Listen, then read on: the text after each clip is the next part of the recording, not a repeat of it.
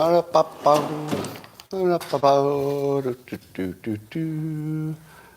is this in the way? We can fix that. There we go. Looking better right now. Good morning, everybody, and welcome to the highlight of human civilization. If you'd like to take this experience up a few notches, well, this is the place to do it. And all you need is a cup or a mug or a glass, a tankard, chalice or stein, a canteen, jug or flask, a vessel of any kind. Fill it with your favorite liquid. I like coffee. And join me now for the unparalleled pleasure, the dopamine hit of the day, the thing that makes everything better. It's called the Simultaneous Sip, and it happens now. Go.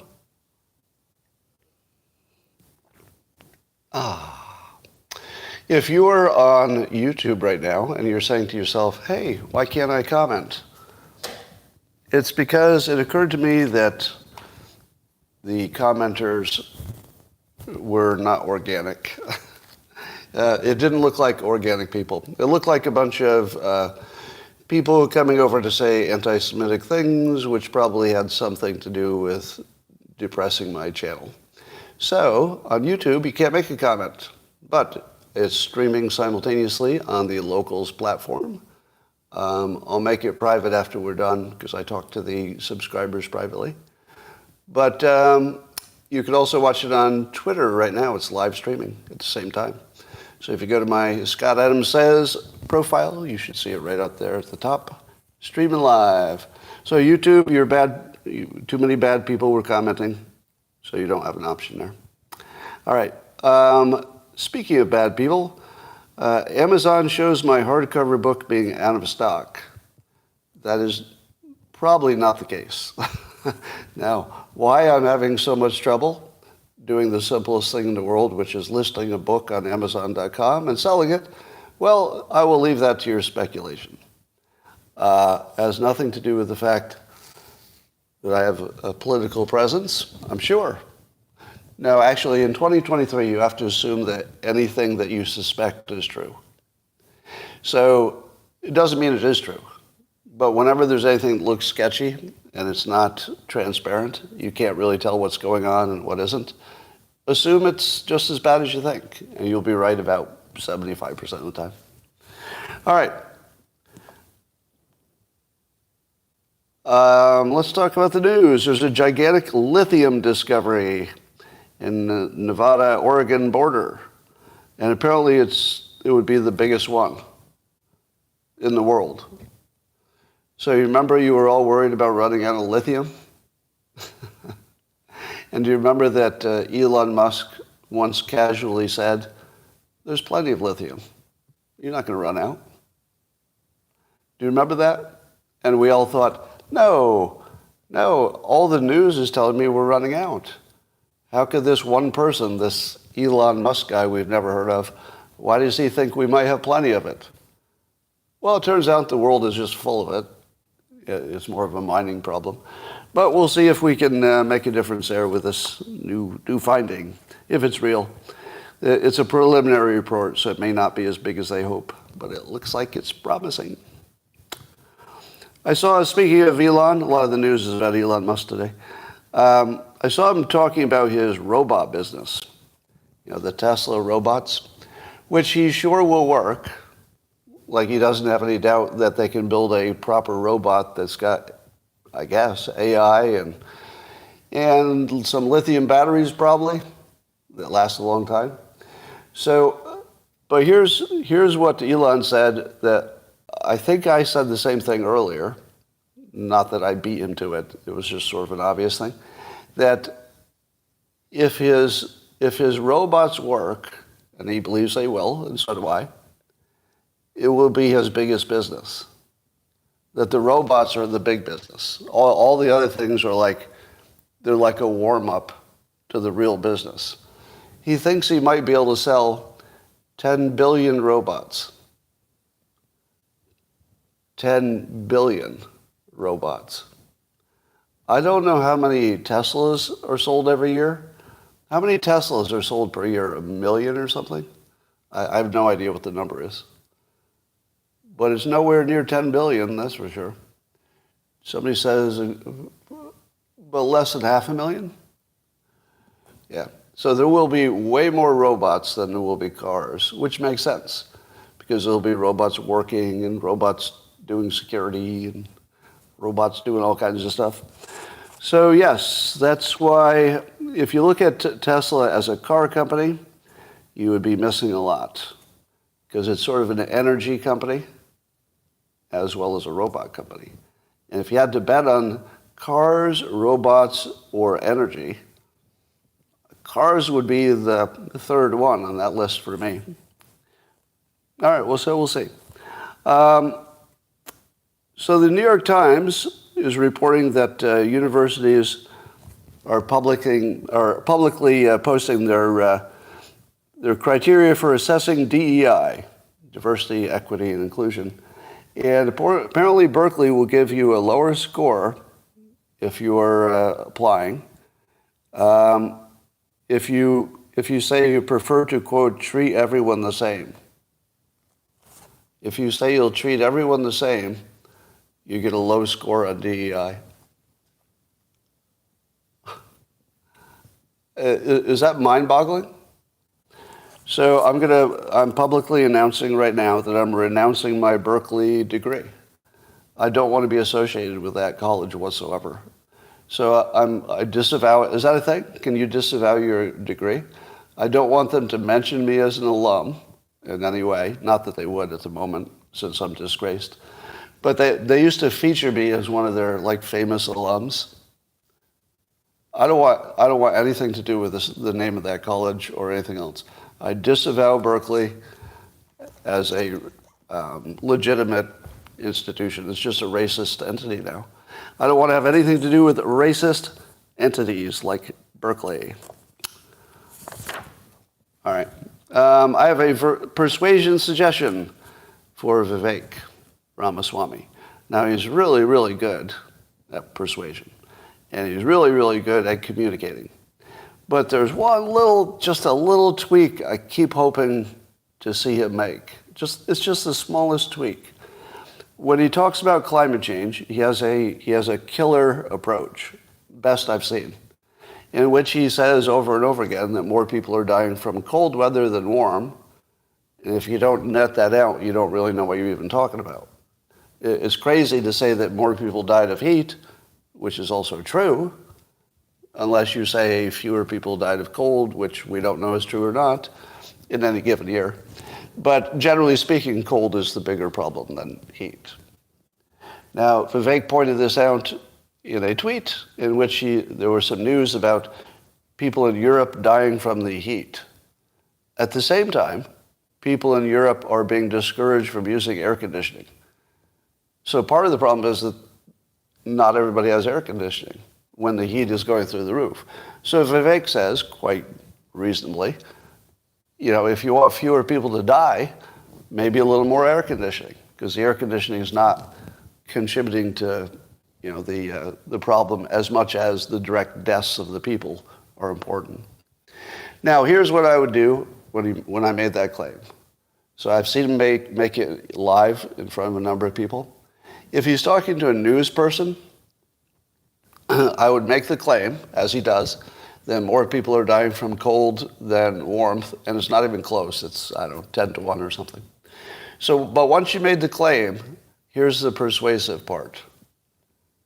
Usually, do you know what happens usually when he's talking to a host who believes that climate change is an emergency, and he makes the claim that more people die from cold than warm? Do you know what the host always does? What does the host always do? Every time.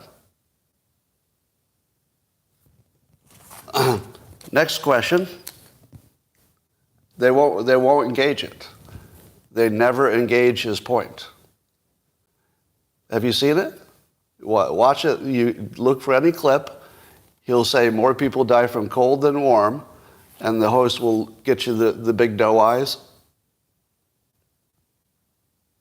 Next question. Right? You watch for that. Here's what I would suggest he do instead. Make your point and say, 10 times more people dying from the cold, or whatever the statistic is, and say, By the way, I would encourage you to do a fact check on that, because I know a lot of people watching are wondering if that's even true. So you would be doing your viewers a service if you could do a fact check on that. Just check me. It's my primary claim. It's my main claim. You know, I have other things to say about climate change, but it's the primary point. So it would be great if you could fact check it for your audience. Imagine saying that. What does your host do?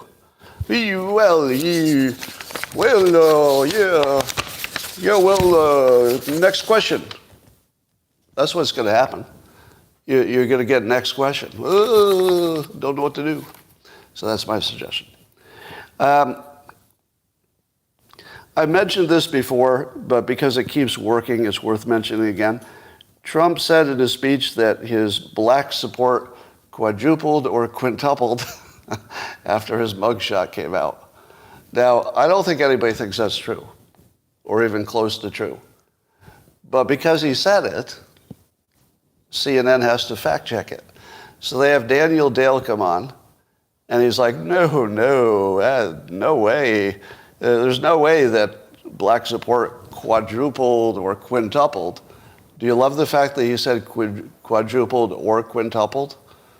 That's technique. He's trying to make you think, well, was it quadrupled, or was it really close to 5 times? The answer is, of course, it was nowhere near any of those. But in the process of debunking him, Daniel Dale, the CNN debunker guy, the fact checker, he says, oh no, the facts do not support that. We checked 5 polls that came out after the mugshot, and only 4 of the 5 were up. Only 4 of the 5 were up. Now, he's careful to point out, accurately, that the amount that 4 out of 5 are up is within the margin of error. What does the public hear? Do you think that the average CNN viewer hears, it's within the margin of error? Okay. So now that I know it's within the margin of error, it's like the same as saying there were no polls at all. Do you think the average CNN viewer says that? Or do they say, 4 out of 5 polls say he's up with blacks? It's very much like their trick of doing a correction long after the lie, because nobody reads the correction. You know, so Trump could just put this out there and make them talk about 4 out of 5 polls say he's up, and the public's going to just hear 4 out of 5 polls. Now, why does Trump make this claim? Let's test you. Why does Trump make the claim that he's way up with black voters? Is it because he wants to be fact-checked? Well, here's the answer I'm looking for. He's trying to make it true. He's not talking about it as if it's true, although he is, right? Talking about it as if it's true is how you make it true. Suppose you're it could be any kind of person. Let's say you're an Elbonian voter, and you're a low-information Elbonian voter. You're not really paying attention to politics. It's not your thing. You're just getting on with your life. But you catch a news report that says that Trump is way up with Elbonians, but there's some controversy about whether it's 4 or 5 times or just 4 out of 5 polls. And you're barely paying attention. You're like, whoa, I guess a lot of people like me must be liking this Trump guy. I better take a second look. And then you get into the voting booth and you really don't know anything and you haven't paid attention. You're like, well, I hear a lot of people are liking Trump. A lot of Elbonians apparently changing their mind on him, so I haven't looked into why, but I like to be on the team with my other Elbonians. So whatever the Elbonians are doing, I think I'd like to do that. So because politics is team sport, Trump is basically saying that, hey, people that you would identify are flocking to me. That's what makes people flock to him, if they imagine other people are doing it. Because, yeah, it's just a bandwagon herding the cattle kind of thing. And it would work with any group. It has nothing to do with being black. Any group, if you say they're flocking to you, it's more likely to happen. So Trump is right on point with his persuasion, but not his fact-checking, per usual. I saw a tweet by Ryan S., whoever he is, but he had a smart tweet. SoftBank, a Chinese company, is going to buy Albertsons, that includes Kroger's, over 400 stores. Now, does that bother you, that China is going to own one of our major food outlets? Oh, you haven't even thought it through yet. As Ryan did, allow me to point out what Ryan pointed out. Albertsons and Kroger are one of the biggest pharmacies in the country, collectively. The biggest pharmacies. Does this mean, I don't know if this is true, does this mean that China will have access to what drugs you are taking? Does it work that way? Or is somehow the prescription system sort of carved out so you can't get into it? I mean, is it maybe the prescription system is more secure, but they would have also an inventory system that would pick up the names, I would think. So I can't believe it would be secure. So imagine China knowing who takes what drugs. But as Ryan Hess points out, it's more disgusting than that. Yeah, do you want to have your head explode? If China owns the pharmacies for these major outlets, they will control the selling of fentanyl, the legal kind, as well as selling the antidote to the fentanyl. They will actually make money selling you the fentanyl and then selling you the antidote to the overdose for the fentanyl. Is your head exploding yet? How in the world is this going to be allowed? How in the world does China get a big piece of our food distribution network? How in the world could this be approved by the... I mean, I like a free market, but not when your adversaries are buying it. I'm not terribly worried about China or Bill Gates buying up farmland because, with all they have, it's still a small percentage. It shouldn't make any difference. But this is like a major chain store, and they're going to have all their private data on stuff. And what is killing people more than drugs and bad food? I mean, China will now have control of the biggest weapon to kill Americans, shitty food and shitty pharma. Two big sources of death in America, maybe the biggest, possibly combined the biggest sources of death. So that's all bad. Here's a little bit of a trend we're seeing. So on The View, as Colin Rugg points out in a tweet, talking about migrants, the ladies of The View. And here are a couple of quotes, just so you can see how silly they are. Quote number 1, talking about all the migrants in New York City. They need to be resettled elsewhere. This is the ladies of The View. The migrants need to be resettled elsewhere. They need to spread out. They need to be spread out where this is a massive country. That's right. So everybody was fine when it was just the southern states being destroyed by it.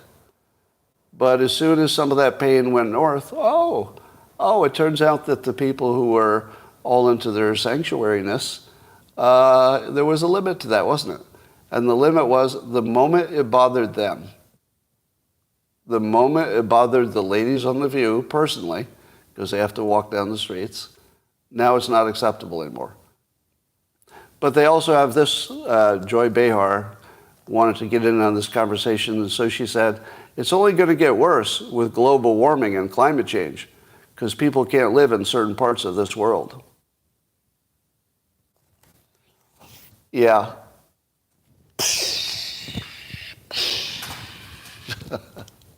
It's a level of stupidity that is beyond comment. Like, what do I even say about that? Like, I could say all the obvious things about it, but you're already thinking them, so what's the point of saying them, right? These are the dumbest people who have the biggest platform. Why do the dumbest people have the biggest platform? But the theme I'm going for is the following. Maybe those Republicans were right about a few things after all.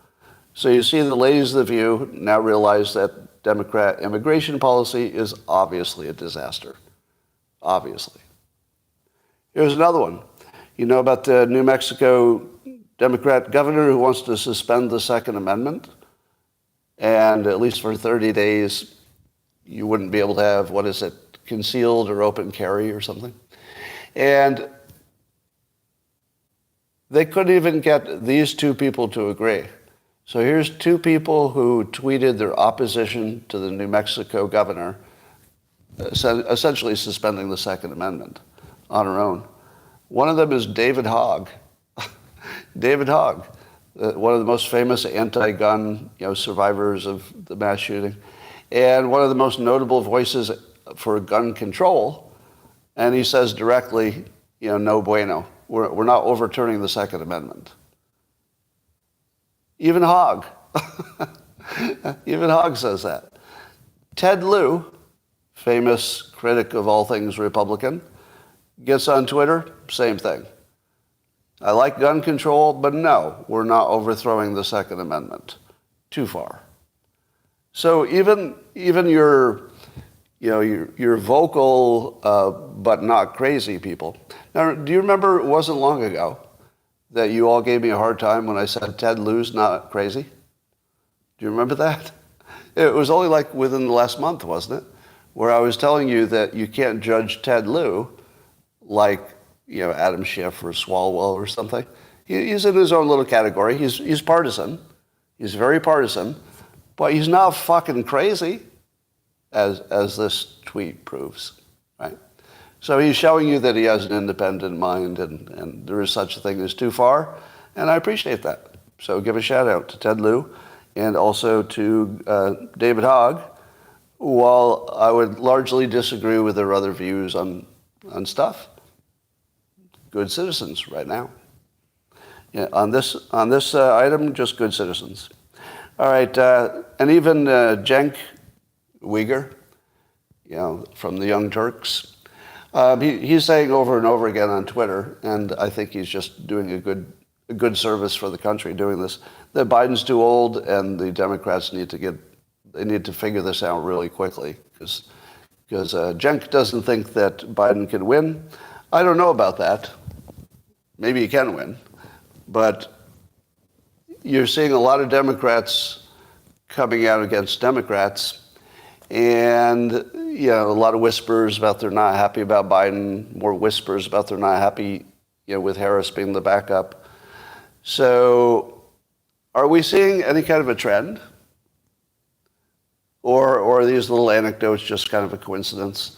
Because it feels like the utter insanity of the leftist, the farthest left opinions are now being a little bit obvious even to Democrats. And their sense of team play is being challenged. Why would you want to be on this team? Some might be asking themselves. Well, Gavin Newsom says, he's not running. He's not running. Let me give you his actual tweet. And I want you to read between the lines, and then I'll tell you what I think has happened and will happen. All right? Because we're all just imagining, but we're going to speculate. So I'll read you his actual quote. So Newsom said, in answer to the question, well, I think the vice president is naturally the one lined up. The vice president, Harris, is naturally the one lined up. Now, is that what you say when you're giving a full-throated endorsement to somebody on your team? Well, I think the vice president is naturally the one lined up. So, naturally lined up. Because, if you're picking the next president, the one thing that you're really concerned about is who's naturally lined up. That's your big tell, isn't it? All right, so he goes on. And the filing deadlines are quickly coming to pass. And I think we need to move past this notion that he's not going to run. Let me read that again, and you tell me what attitude you're picking up from it.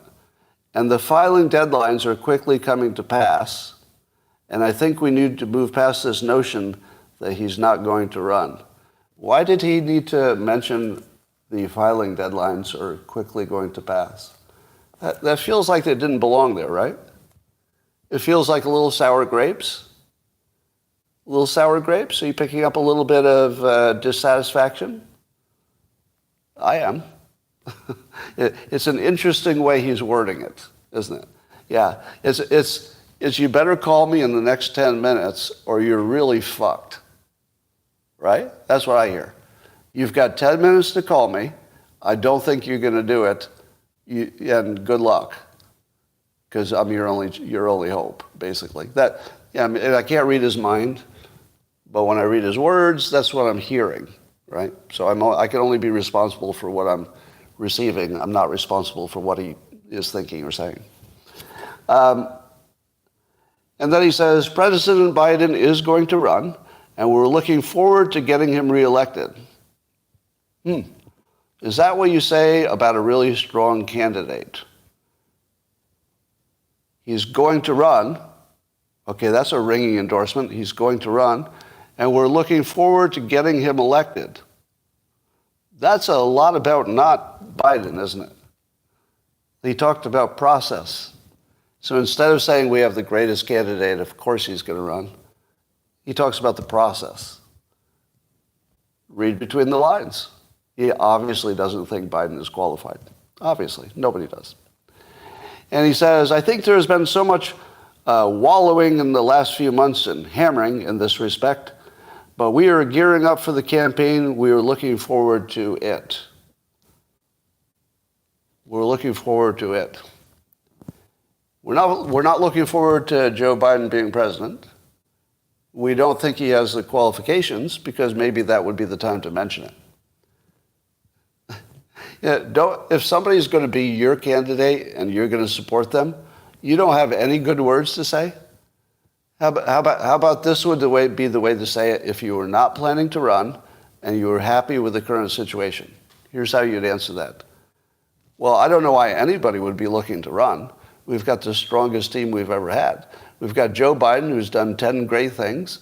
He'll probably do 10 more great things. I just talked to him yesterday, and if you think he's got any cognitive disabilities, I mean, I talked to him personally. I can tell you he doesn't. He's looking strong. And Kamala Harris, she doesn't get enough credit for all the things she's done, but she's in every meeting. She's part of the process, and she is ready to take over anytime, but you don't have to worry about it because Joe Biden is so healthy. I can assure you, I talked to him personally. He's fine. He's raring to go. He wants to get out there. His staff is holding it back a little bit, but they can barely keep up with him. Right? That's what you say when you think you have a coherent president with a capable vice president candidate and you're backing him. Here's what you don't say. Looking forward to getting him reelected, gearing up for the campaign. We're looking forward to it. He's not a happy guy. Do you hear it too, or is it just me? To me, he sounds like he tried and failed. Here's my further interpretation. This is purely speculative, not reading any minds, and I don't have any inside information. What it feels like to me is that Gavin has been maneuvering to be the substitute, and it didn't work. And I think that the only person who's saying no is Joe Biden himself, and he has the ability, even as cognitively declined as he is, by his position, he can simply say no. And I think that Biden is saying no because he needs to stay president to stay out of jail and to keep Hunter out of jail and the rest of the family. Well, mostly just Hunter, I guess. Now, to me, it seems obvious that even a Gavin Newsom knows that Biden is only running to protect himself and his family. And this has nothing to do with the country. Because the fact that even Gavin Newsom couldn't say a frickin' positive word except that Kamala is next in line, and they're looking forward to getting him reelected. Not a single positive word about either one of them. there's no way he's a happy camper. And there's no way that the Democrats are happy that he's running. I think the Democrats do not want Biden running. And I think the conversation has probably gotten pretty tense. And I think it looks like Biden's going to run out the clock. So if Biden runs out the clock and other people don't file because he's just sort of keeping them from filing, he could have a stroke the day after the filing deadline passes. And he's still going to be your candidate. All right. So an alarming video from a influencer, on Twitter, but also TikTok. A TikTok influencer, a young guy named Chris Mowry. He was talking excitedly in his car on camera about how good Bidenomics is. Because you know what? If there's one thing that young, maybe 20-something looking guys care about who do TikTok videos, they're really deeply into Bidenomics. But thank you to Community Notes on Twitter, X, for noting that his talent agency is paid by the DNC. Now imagine you're on TikTok and you see this influencer say, oh, Bidenomics is so good, inflation's coming down, manufacturing's up, jobs are good. And he's just really excited about it. If you didn't know that he was being paid by the Democrats, literally paid to say this, you would think it was real, wouldn't you? Of course you would. And if you thought that other people like you thought that Biden was great, you wouldn't put much thought into it. You'd like, well, he thought about it. This guy thought about it, and I'm like him. I've got a lot in common with this person I follow. So if he likes Biden, maybe I like Biden too, because I'm not going to look into it. Economics are boring. And if a TikTok influencer says Bidenomics is working well, case closed. A TikTok influencer told me, and I'm sure he looked into it in some depth. So what a service these Community Notes do. And imagine that you don't see them on TikTok. TikTok just thinks this is a real opinion. Speaking of real opinions, an interesting development with our favorite person on the X platform, Rob Reiner. We all know Rob Reiner from TV and movies, very successful actor/producer. And we also know that he's very active on the X platform, very anti-Trump. And have you ever said to yourself, man, that guy seems crazy. And man, it's like he's impervious to new information. And man, it's like he fell for every hoax. How could one person fall for every hoax? And so it didn't really seem right, did it? It seemed like, is there something wrong with him? Does he have some kind of mental problem? Or did Trump once steal his girlfriend when they were teenagers? Or, what's going on? It just, it didn't seem right. Right? In comes Mike Benz, B-E-N-Z. A real good follow. He's at Mike Benz with a Z, Cyber. All one word, Mike Benz Cyber.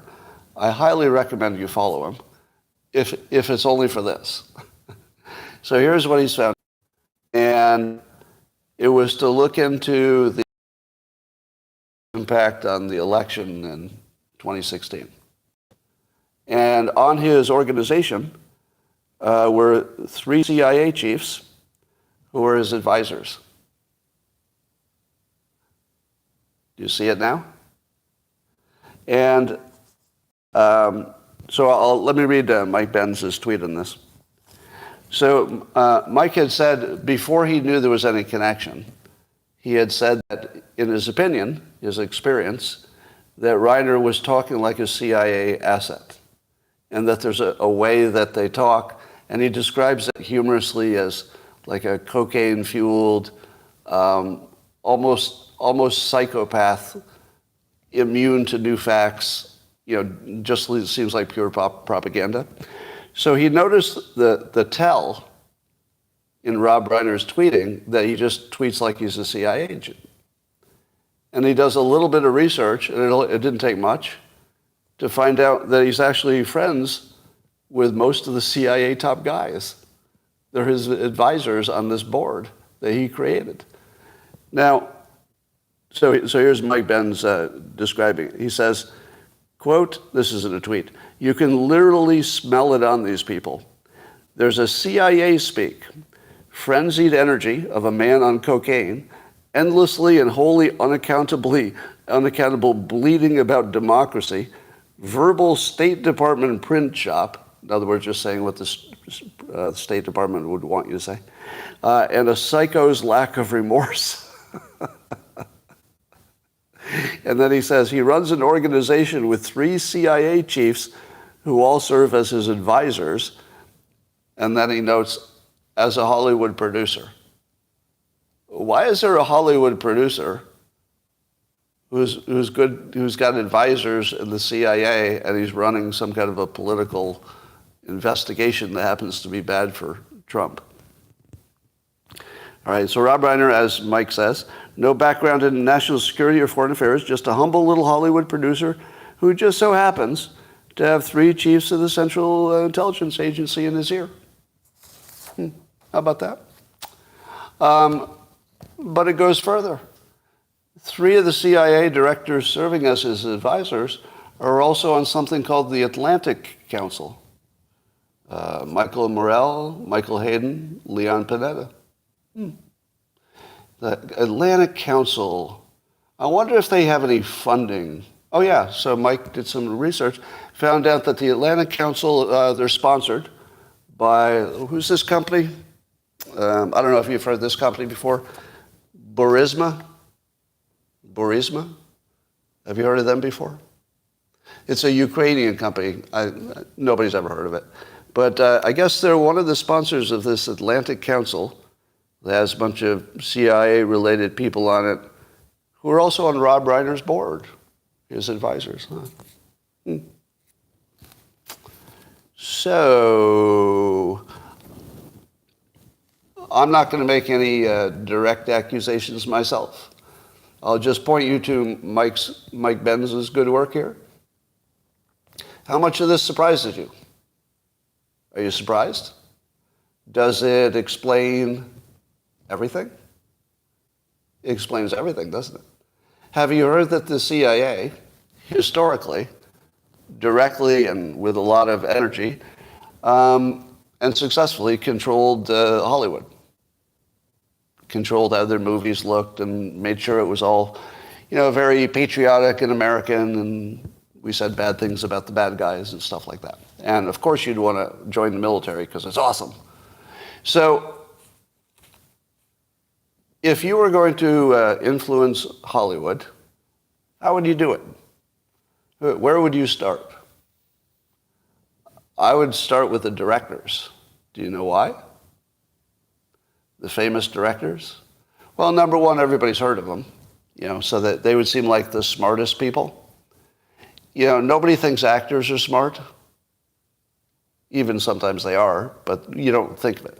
But you think the directors are smart, don't you?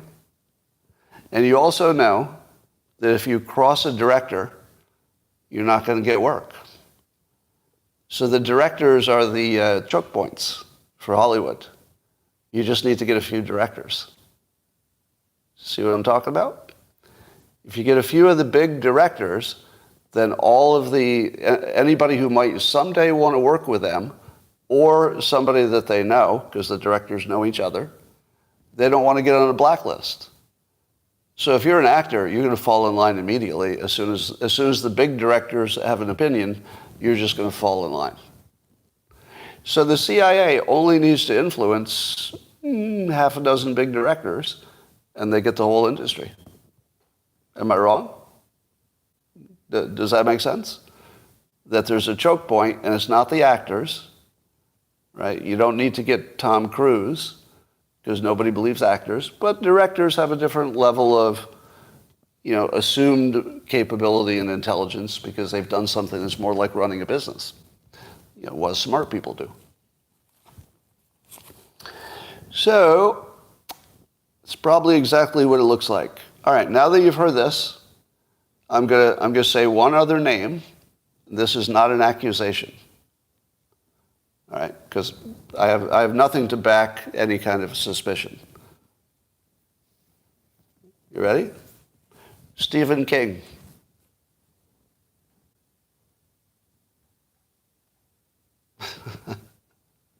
Now, I have no indication that he has any connection with any intel people. None whatsoever. There's no evidence to suspect that he's anything but a person tweeting with an opinion. However, he's got a new book out that apparently is so bad.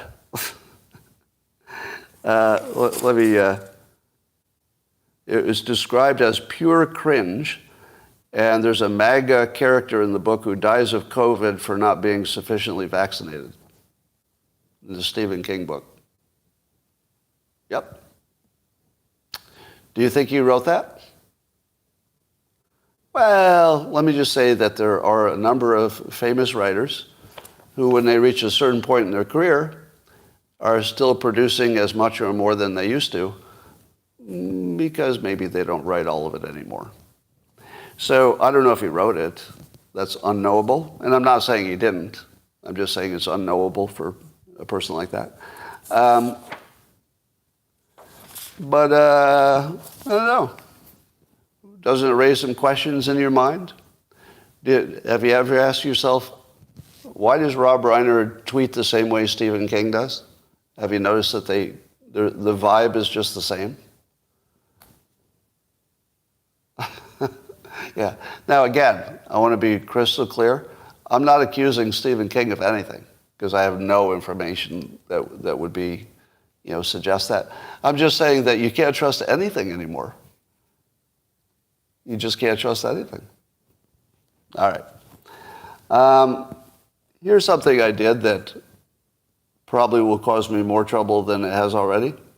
I tweeted that whoever controls the media controls the country, and at the moment it looked like the ADL controlled the media. Would you say that's a fair statement based on what we know about the ADL trying to crash advertisers for the X platform? And it appears that that's exactly what they do. Their business model, so to speak, is they pressure news entities to cover the news in a way that they want. And if you don't do it, you're an anti-Semite. And the anti-Semitic thing comes out like really easily. Just anything they don't like, well, that's a trope. That's a little bit of a trope right there. Now, immediately after tweeting this, I was accused of being anti-Semitic. Do you know why? Because people assumed that what I meant, certainly didn't say it and wasn't even thinking it, was that the ADL is a Jewish organization and the media are Jewish, have a lot of Jewish owners, and therefore that what I'm really saying, my secret, racist dog whistle, is that the Jews are behind everything. So that's what I was accused of. What part did I mention Jews? Where was that? I'm talking about Democrats. There are Democrats in the ADL. The Democrats, the head of the ADL used to work for Obama and one of the Clintons, I forget which one, right? He's just a dyed-in-wool total. Is that dyed-in-wool? What does that even mean? He's just a total Democrat. The Jewish part doesn't have anything to do with anything except they like calling people anti-Semitic a lot. So, I spend half of my days arguing with the trolls on YouTube that what they think is this major Jewish kind of conspiracy could be 100% explained, their observations could be completely explained by the fact that Jewish people are good at school and they value education. So are we surprised that there's a high percentage of them in the best kind of jobs? Of course not. That should be exactly what you would say, is that the people who valued education got the jobs that you need a good education, and they're the good ones, the good jobs. So if you could run a TV news network or a network Don't you think that'd be a good job? Wouldn't you want that? Yeah. So this is another case where I didn't mention... now, you're not going to believe this next part, but I wouldn't bring it up just to lie about it, right? It wouldn't make sense. I would just sort of let it go. So I'm going to bring it up. That's my only evidence that I'm not lying, that, if I were, I'd rather not discuss it. But I swear to God, it never once occurred to me that anybody would interpret that as anything about Jewish people. Like, it actually was not in my mind. I was like, oh, ADL is influencing the news influences what you think. That's all I was thinking. But they turned it into I'm an anti-Semite. Now, do you recognize that play? Who was the anti-Semite in this story? The one who literally never even occurred to them that there was any element of it in the story, and there isn't, in my opinion. Or the people who immediately looked at me and thought I'm an anti-Semite. It's the people who accuse me, right? The people who accuse me are in a racial model, and I just wasn't there. So I didn't even recognize. When they first said it, I was like, what are you talking about? Like, I had to piece it together after the fact. It's like, oh, you're saying that because I said, okay. Yeah, the people who are guilty on the Democrat side will accuse you of the thing they're doing, even as they're doing it. Like, they were doing it, actively doing it, while accusing me of doing it, and I didn't even know what the topic was. I didn't even know we were talking about Jewish people. When did that come up? All right. So that's your situation. So I tweeted because it seems like the government is going after Elon Musk in too many different ways. They're going after him with the ADL, which in my opinion is operating like a quasi-government entity. It's not technically, but it's operating like a wing of the Democrats. He's being sued for, if I understand this, not hiring immigrants, while it would also be illegal to hire immigrants for his rocket company. Because the government says you can't hire anybody who's not a U.S. citizen. So he doesn't, and then he's being sued for discriminating against non-U.S. citizens. Right? Now, that doesn't even sound like a real lawsuit. Yeah, it just sounds like fuckery. So I tweeted, just as I was just thinking about it, I said, are the Democrats trying to jail Musk? And I said, it looks that way to me. It's starting to look like they just want him in jail because he's too powerful. And Elon Musk actually replied to that, which is not the tweet I would have expected him to reply to. Just hold this in your mind. So I don't think he's replied to anything I've tweeted since I got canceled. Yeah, I think he tried once and then he got piled on and it wasn't worth it. I mean, I can't read his mind, but I'll just tell you that he made one positive comment about not canceling humor, and he got a lot of shit for that. So he hasn't commented on anything I've tweeted for 9 months or whatever it's been. But this is what he did. It was about whether the Democrats are trying to jail him. And what he said was, in his tweet, something strange is going on.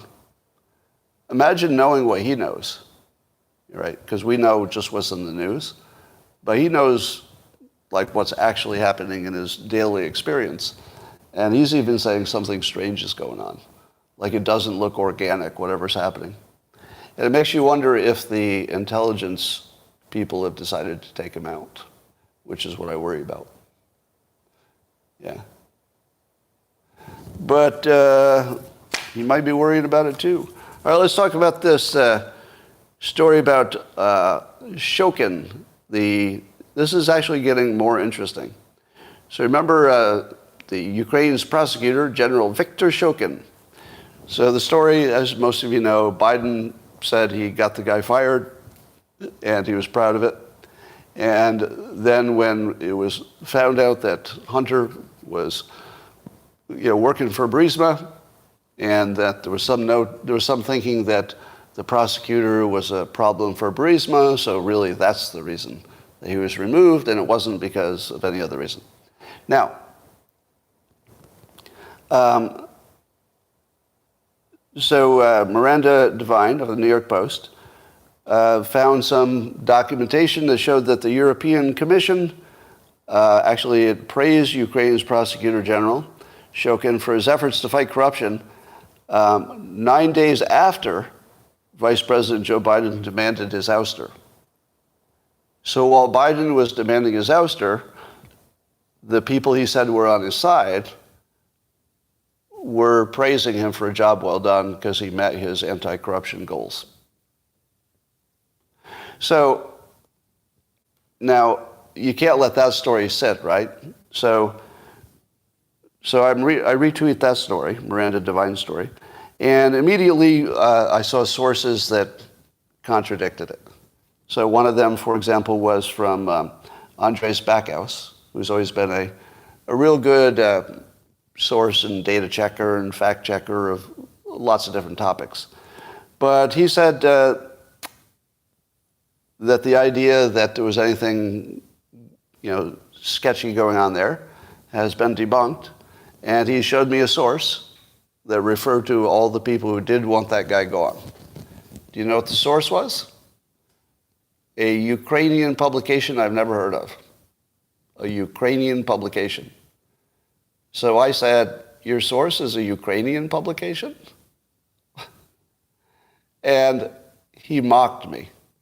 Yeah, sure, it's my source that's the problem, right? And I thought, well, that's weird.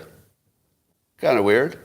So I thought, well, maybe there are other sources. And sure enough, there was. FT, Financial Times. So FT had an article in which they went down and it mentioned a whole bunch of people, diplomats, who did in fact want him fired.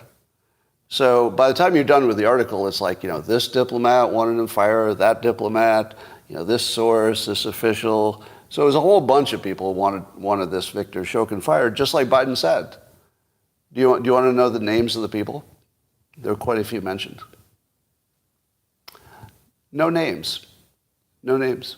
Yeah. There's a diplomat, unnamed, but there's also the other diplomat who agrees with the first diplomat, unnamed. There's an official, unnamed. There's an organization that is named, but the person in the organization, not named. The entire story was about all the sources that were on the same team, and none of them had names. Now you say to yourself, but Scott, sometimes people like to be anonymous. These are the people who agreed with the official Biden administration policy. You tell me that they're not going to say that they still agree? If they thought if these were real diplomats and they really disagreed, or they really agreed, why would they need to be anonymous? And why would they didn't, there's no indication they asked to be anonymous, but FT didn't list their names. Do you think they didn't want to be listed for agreeing with the policy that the Biden administration thinks was the right policy? Why would they have a problem with that? Why in the world would that need to be anonymous? And they weren't even called anonymous. They were just called a diplomat. It didn't even say they want to be anonymous. They were just referred to as this diplomat, that diplomat. Now, if you read that article and you were not a sophisticated consumer of news, you would be pretty sure that everybody wanted that guy gone. If you are a more sophisticated consumer, you say, it's a news article about people who said the correct thing, that agreed with the administration. They're ambassadors, which are the people who say out loud the things that are the right thing. That's what they do. And yet none of them did. You would immediately spot this for what it is. You see it, right? I mean, I don't have to explain it anymore. It's obvious what's going on. So let me read Andres Backhouse's comment. So this was his comment to the Miranda Devine story that suggested that maybe not everybody agreed on his firing. So Andre says, quote, "I'm always saddened when I see people falling for dumb stuff. Like the claim that the EU is satisfied with Viktor Shoken and didn't want to see him ousted. It's such a dumb, obvious lie. Do you see it? Andres is like a PhD in economics. The reason that I followed him for so long and quoted him so often is that he never talks like this. He doesn't talk like this. He says, well, here's a better source, or that source is sketchy because of this reason. Maybe you should look at this one instead. But on this one thing, it's very personal. It's very sad. It's sad that you people would agree with this.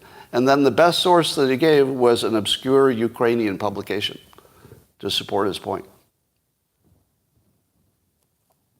Like, what's going on? Now, it could be as simple as he's pro-Ukraine. If you live in Germany, maybe you got some pretty strong feelings. I imagine you would. But I'll tell you, it's really hard to know who's giving you straight information and who's not. All right.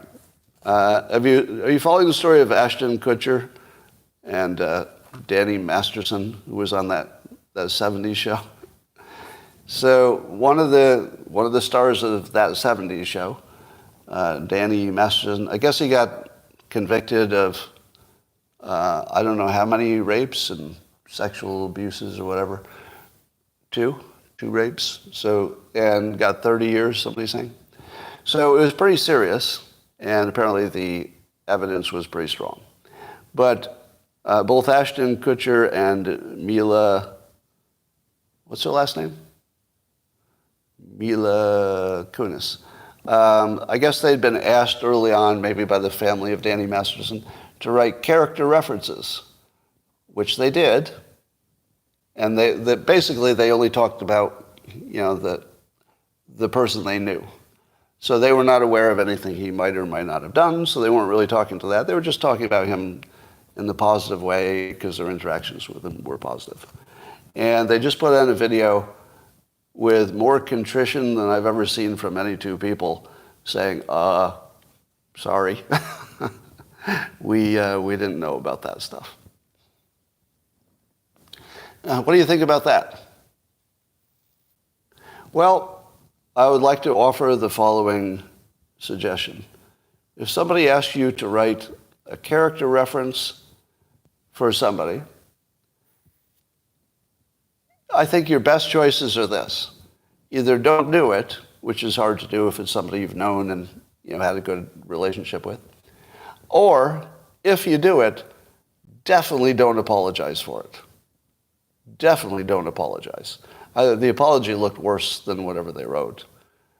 I would have just said this. Look, I was asked to give a character reference based on what I know, not based on what I don't know.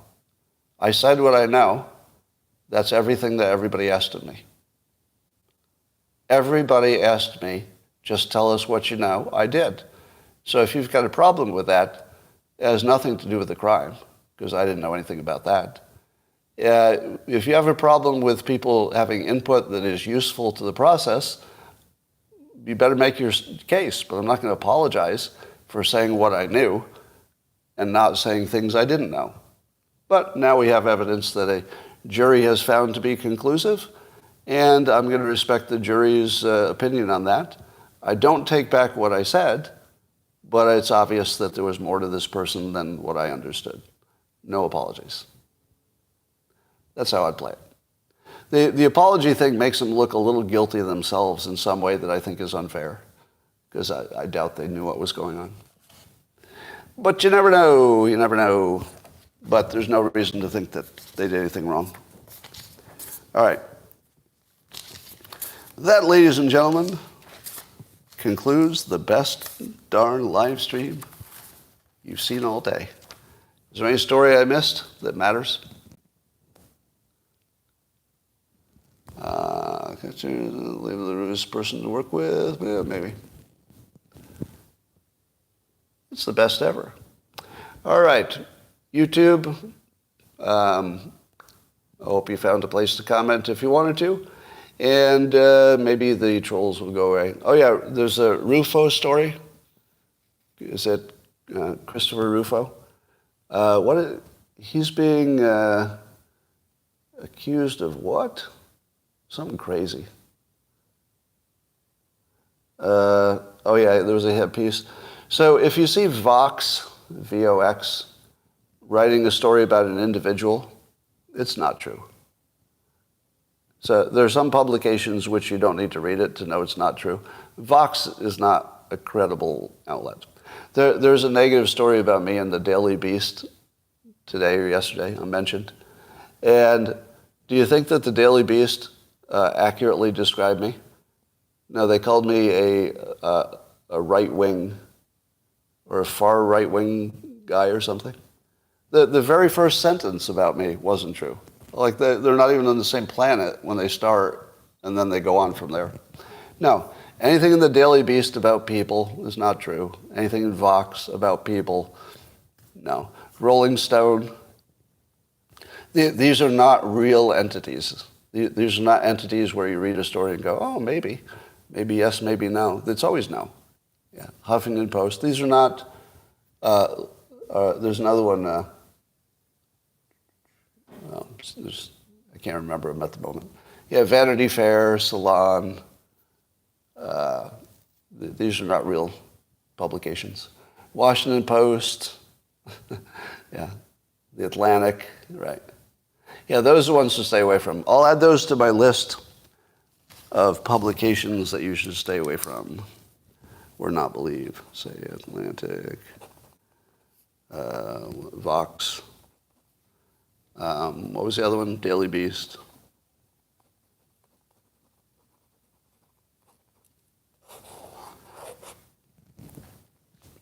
One of my critics came at me today and said, oh, so you think these sources are not good. So I guess you like Fox News. To which I said, they advertised TikTok. Yeah, you'd have to know nothing about me to think that I was okay with that. All right. It says Putin invaded likely due to Biden's Afghanistan debacle. Nobody knows. Nobody knows. All right, that's all for now. Thanks for joining YouTube. I will talk to you later.